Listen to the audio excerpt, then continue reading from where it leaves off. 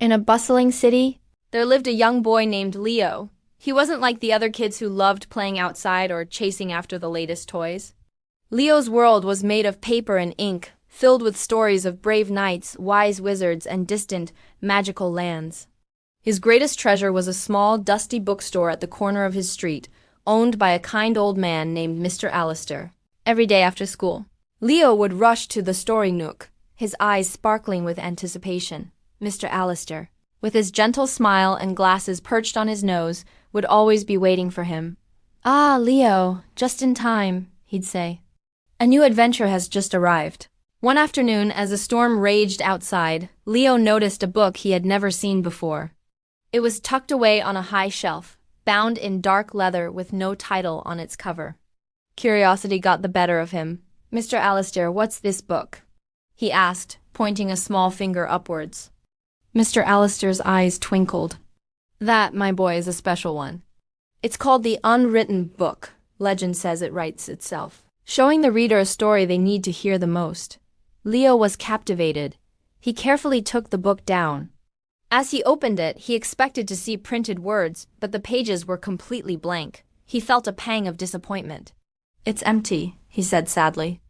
Mr. Allister simply smiled. "Is it? Look closer, Leo. A story doesn't always begin with words. Sometimes it begins with a wish." Leo looked down at the blank pages, confused but trusting. He closed his eyes and thought about all the heroes he'd read about, brave, strong, and fearless. He wished he could be just like them. When he opened his eyes, faint, shimmering lines began to appear on the page, slowly forming words. The book told the story of a small firefly named Flicker, who was afraid of his own light. While all the other fireflies danced in the night sky, creating beautiful patterns, Flicker would hide, believing his light was too small and insignificant. He felt he could never shine as brightly as the others. One night, a terrible storm swept through the forest. The wind howled and the rain poured down, extinguishing the lights of all the fireflies. They were lost in the terrifying darkness, unable to find their way home. Panic spread among them. Flicker, hiding under a large leaf, felt the fear of his friends.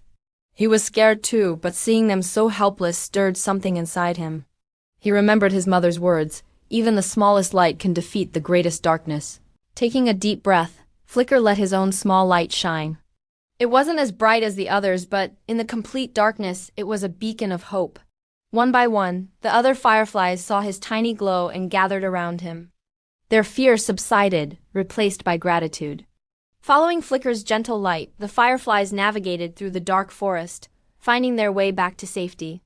From that day on, Flicker was no longer ashamed of his light. He realized that it wasn't about being the brightest, but about having the courage to shine when it was needed most. As Leo finished the last sentence, the words on the page faded away, leaving it blank once more. He looked up at Mr. Allister, his heart full. He understood the story's message. He didn't need to be a knight in shining armor to be brave. True courage wasn't about the absence of fear. It was about acting despite it. From that day forward, Leo changed. He was still the quiet boy who loved books, but he started sharing his stories with other children. At first, his voice trembled, and he was nervous. He felt like Flicker, afraid his light was too small. But then he saw the wonder in the other kids' eyes as they listened to his tales. He organized a story club at his school, where kids could read and share their own adventures. His small act of courage inspired others. The shy girl in his class started drawing comics, and the boy who always sat alone began writing his own fantastic poems.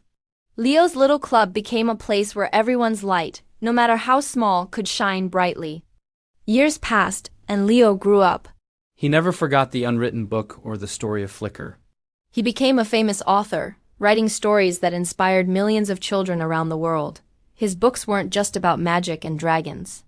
They were about finding the courage within yourself, about the power of hope, and about how even the smallest person can make a big difference. One day, an old, gray-haired Leo returned to his childhood street. The story nook was still there, though it looked a little older. He walked in, and behind the counter stood a young girl with the same sparkling eyes he once had. "Can I help you, sir?" she asked politely. Leo smiled warmly. "I was just looking for an old friend," he said, his gaze falling upon a high shelf. There, tucked away, was a book bound in dark leather with no title. He knew that the book's magic wasn't in the ink or the paper. Its magic was in the belief that every one of us has a story to tell and a light to share. And all it takes is a little bit of courage to open the page and let it shine. This story reminds us that our unique talents and strengths, no matter how small they seem, have the power to illuminate the world around us. Don't be afraid to let your own light shine. You never know who you might be guiding through the dark. Thank you for joining us for this story. If it touched your heart, please give this video a like and subscribe for more inspirational content. We'd love to hear your thoughts in the comments below. Until next time, keep shining.